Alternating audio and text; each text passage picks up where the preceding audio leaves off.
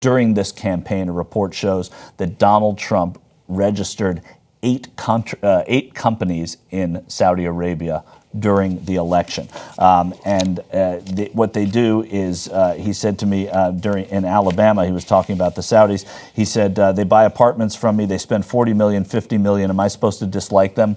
I like them very much. I would want to protect Saudi Arabia, but Saudi Arabia is going to have to help us economically. So he registered these companies in August of 2015.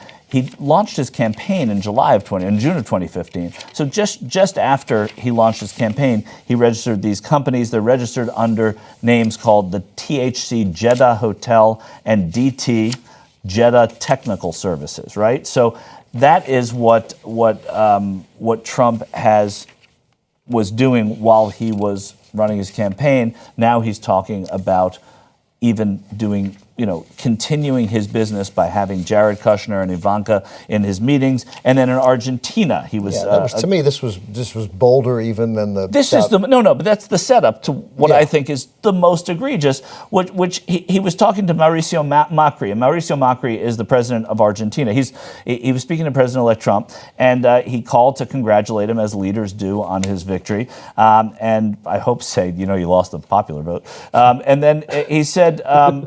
So Macri spoke to Jorge Lanata, who is a journalist in Argentina for La Nación, which is the leading newspaper of Argentina, or one of them. And he said Macri called him. This is the report. Macri called Trump. This still hasn't emerged, but Trump asked for them to authorize a building he's constructing in Buenos Aires.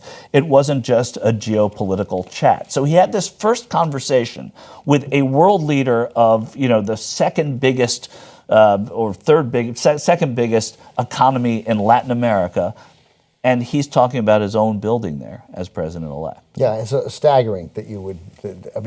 But nobody cares. Nobody seems to. Because of our comfort. We've reached a level of distrust of the mainstream media, at least on Trump's side, that side of the ledger.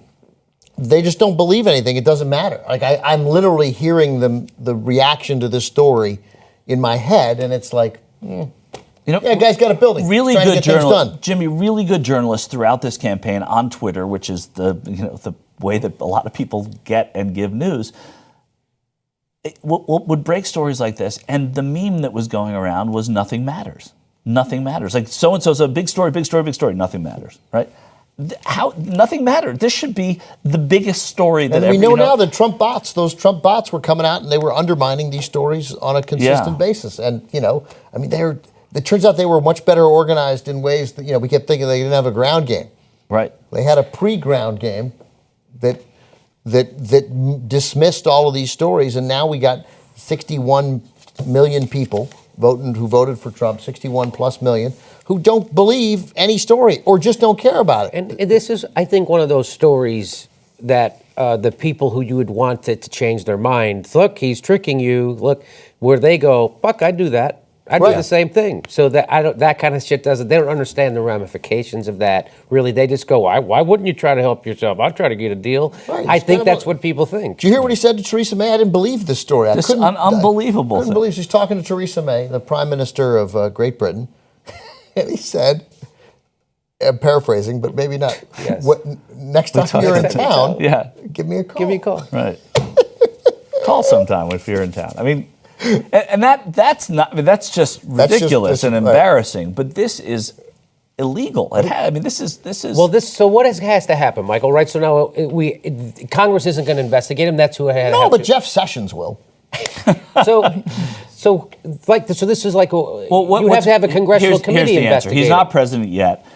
This is not the first time it's going to happen. Right. When it does happen and he is president, you would have to hope that people in Congress, inspectors general, whoever it is, I know you're giving me that's pie in the sky face. No, I'm but wondering. That's what has to happen. Yeah. Somebody's going to have to get pissed off about this when it matters that it's happening. Right this second, it doesn't really matter. He hasn't been sworn in, nothing. Right. He will be, and then all of these things, I suspect, that's where the media is going to start being heard. That's where Congress is going to start using the media to be heard. That would be what I would expect to have happen. But I don't expect a Republican Congress to investigate him. No, a Republican Congress won't unless they find that he is faltering everywhere and they see opportunity, and they're going to turn on their own because he's not one of their own. They don't view, many in Congress will not at a certain point view him as one of their own and say, hey, we got to, Well, Donnie Tyner has never went out and raised money for them. He never, so they don't have that kind of history, right? So well, it's not even that. He doesn't share their ideology. They all had to, they came to him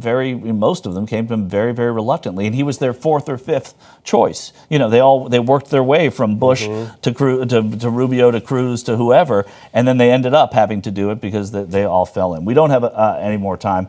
Unfortunately, we had a good story about. But just real quick, when in the 2018 elections, when the Democrats really show up and only lose 2 Senate seats, I think after that they'll really have the political power, because many will think they'll lose 5 or 6. But But they'll and then we'll be like, wow, Chuck Schumer really came through there. And lost well, there'll be a couple that they come close in. Yeah, totally. They'll come close. They won't, one of them won't be decided for days.